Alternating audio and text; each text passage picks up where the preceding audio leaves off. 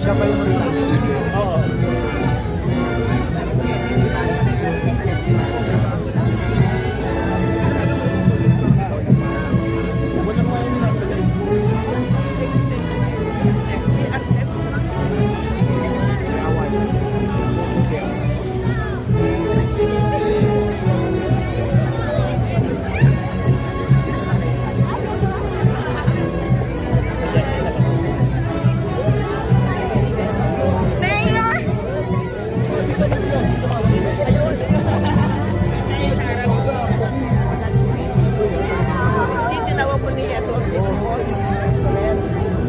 Una kita ng ano, statement ha. Okay.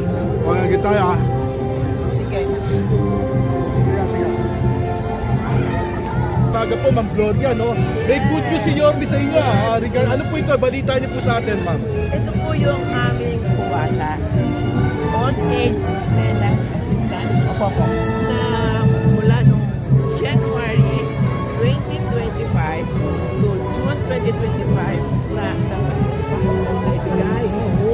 Tapos, ang kasunod po nito ay July 2025 to December 2025 na dapat ibigay na rin. Noong nakarang administrasyon. Oh, Okay. Ngayon, then, and then, nag-meeting kami kay Attorney Paul,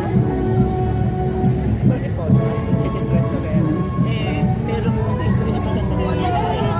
Yung January to June, walang budget. Oo. Mukhang imposible. Posible. O, then? Ang pangako naman ni Attorney Paul, pati City Treasurer, Oo. makikipag-usap siya kay Mayor kung pwede na, pero nilalakad niya pala, wait pa, may iba ko. Sige. Yung July to December, Edit naman namin. ready to Okay. for budget approval. Pero itong January to June, binigyan kami ng pag-asa. So, secretly ni Treasurer. Nagkaroon yata kayo ng meeting with Yes. Treasurer, no? Yes. Okay. Pero nasabi na niya na walang budget. So, bad news na una. Yes. And then, binigyan ko siya ng copy na ano natin, City Ordinance, oh. 7977. Panahon pa ni Yorme yan. Pero siya, isa sa mga author.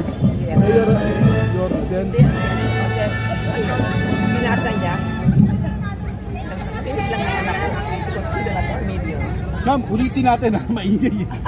Okay ngayon ha, ganito ha, ulitin lang natin ha. Sum up na lang natin ha, yung reaction nyo dito, pero ano po yung biyayang ito? Okay ha, back po tayo. Ma'am, ito pong good news na sinabi ni Yorme, tinugunan nila, higit pa rin sa inyong inaasahan, tila imposible, tila hindi kaya, pero kinaya. Ano po ito ma'am, good news na ito? Ito po yung uwasa, Old Age Sustenance Assistance sa mga retired teachers na dumating sa edad na 17 years old bago sila makapag-enroll sa SDO para makasama sa master School of list. Division Office. Yes, Manila. para makasama sila doon sa as beneficiary Opo. of the uwasa. And then, kami yung matagal na kami tumatanggap din. Kasi yung age natin, I was born, yung birth date ko, kasama talaga yun. And then, ang maganda sana, well, ang maganda, ang July to December, for a budget approval na. Pero, nalungkot pa kami nung sa pagitan, walang budget. Yung sa January to June. Pero ngayon, biglang nagbago ang isip ng namin. Ang ganda. Ang ganda ng That is isip good, ng namin. Oo. Then, Ang gwapo talaga ni Mayor.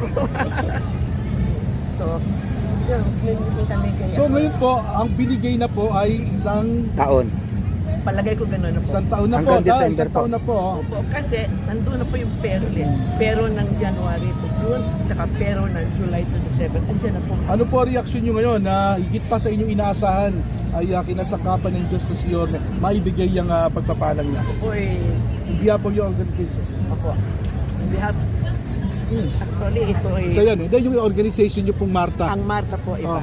Sige po. Iba po ito. Behalf. In behalf of the retired teachers of Manila, Opo.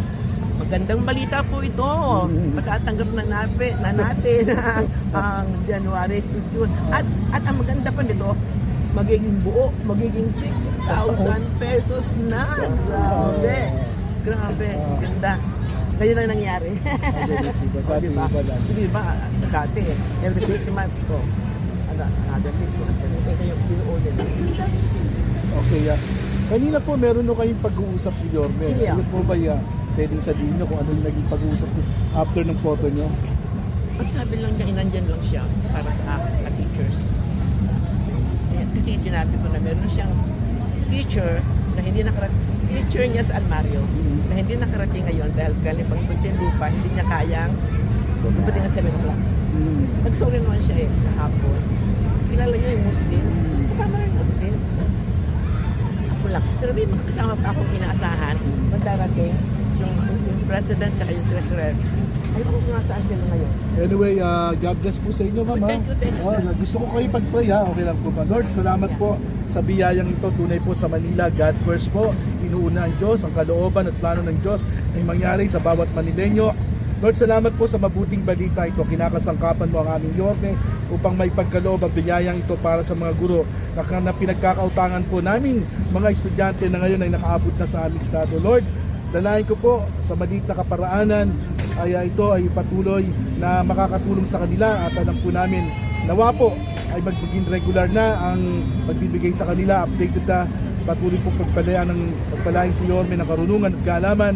Salamat po sa kanyang puso na meron pong pagmamalasakit sa edukasyon sa mga guro. Salamat po, ito pong aming samad na lagi sa ngalan ni Jesus. Amen. Thank you.